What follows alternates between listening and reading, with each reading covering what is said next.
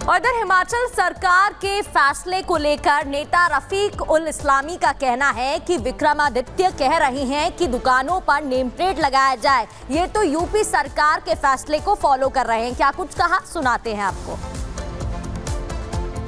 और ज्यादा दुर्भाग्य की बात है, बीजेपी के इस काम को देख के हिमाचल प्रदेश में कांग्रेस की सरकार है, वहां भी अगर वो भी यही बात कह रहे हैं तो बीजेपी और कांग्रेस में कहाँ फर्क रह गया। तो फिर बीजेपी और कांग्रेस जो है इन चीजों में एक ही है।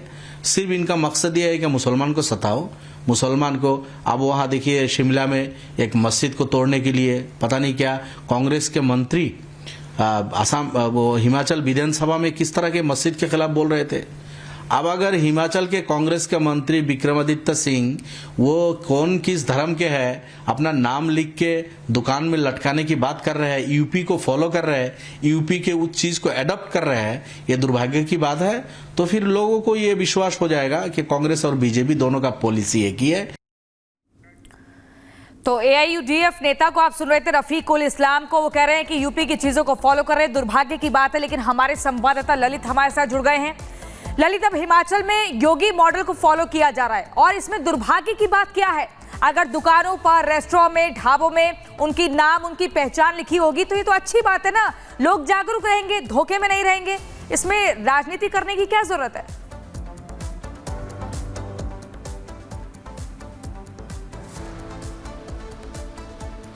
यूपी में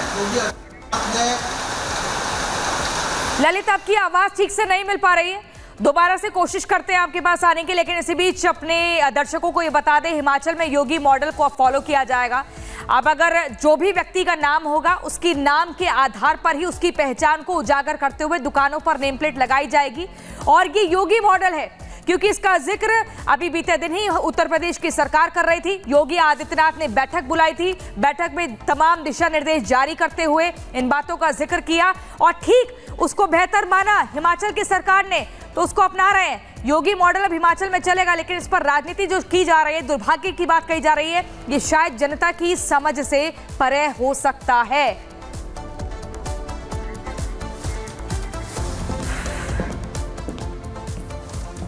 और हिमाचल में संजौली मस्जिद को बचाने के लिए एआईएमआईएम के नेता और एआईएमआईएम के दिल्ली अध्यक्ष ने नया दांव खेल दिया है। शोएब जमई ने कहा कि मस्जिद के बगल वाली दूसरी बड़ी इमारतों पर भी बुलडोजर चले। 1 मिनट की रिपोर्ट दिखाते हैं। हिमाचल के संजौली में अवैध मस्जिद विवाद को लेकर जहां स्थानीय लोग उसे गिराने की मांग कर रहे हैं, तो वहीं अब इस मामले में ओवैसी की पार्टी एआईएमआईएम के दिल्ली अध्यक्ष शोएब जमई की एंट्री हो गई है, जो एआईएमआईएम के अध्यक्ष असदुद्दीन ओवैसी की ही जुबानी बोल रहे हैं। जहां ओवैसी कहते हैं कि अपनी मस्जिदों को बचाना है, अगर आप मस्जिदों को नहीं बचाएंगे तो मुसलमान खत्म हो जाएंगे। वहीं ऐसे बयानों को सुनने के बाद तो उनकी पार्टी के दिल्ली अध्यक्ष शोएब जमई अपनी मस्जिद को बचाने के लिए दूसरी बड़ी इमारतों पर बुलडोजर चलाने की बात करते हुए नजर आए।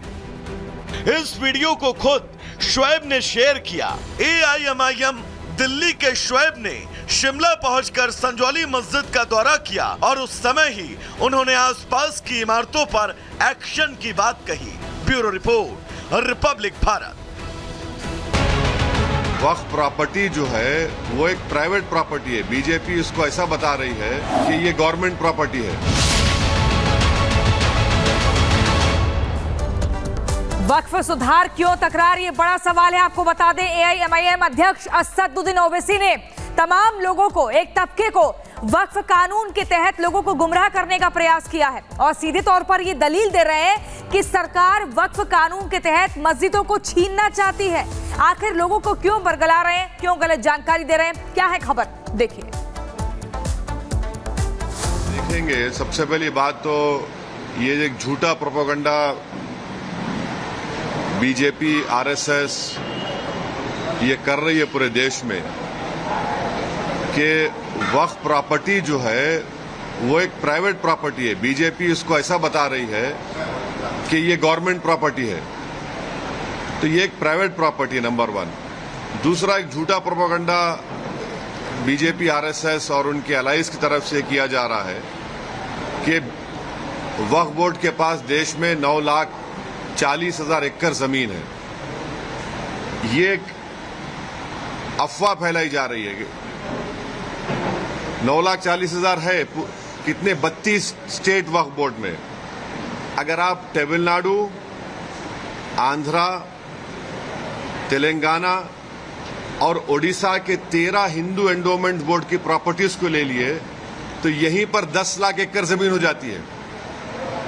तो ये झूठा प्रोपेगेंडा किया जा रहा है कि आर्मी, रेलवेज के बाद वक्फ बोर्ड। भाई आप तमिलनाडु, आंध्रा, तेलंगाना और ओडिशा में सिर्फ 13 प्रॉपर्टीज को कैग ने देखा। इन चारों को आप मिला लीजिए 10 लाख एकड़ हो जाती है।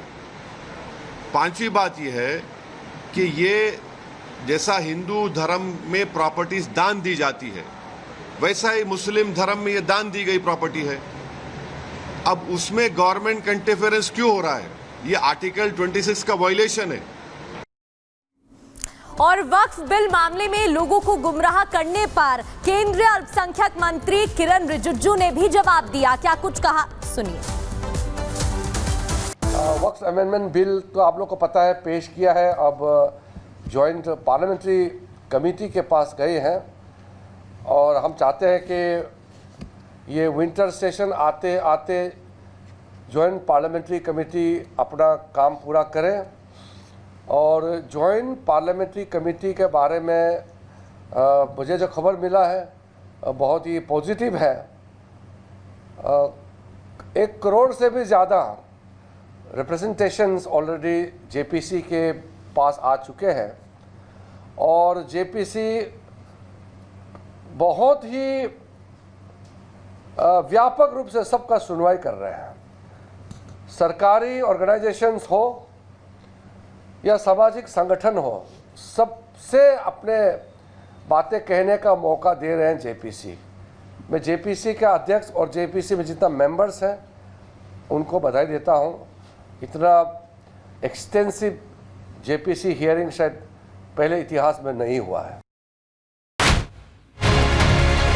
इस बाजार में काफ़ी लोग नमाज पढ़ने या बाकी चीज़ों के लिए आते हैं। धार्मिक स्थलों के नाम पर जो अतिक्रमण हो रहा है, भारी घटना को अंजाम दे सकते हैं।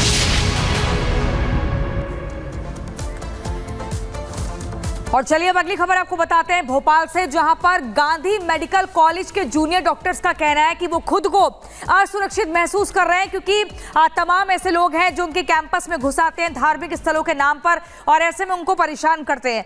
दरअसल इनका कहना है कि गांधी मेडिकल कॉलेज के कैंपस में 12 से ज्यादा धार्मिक स्थल हैं।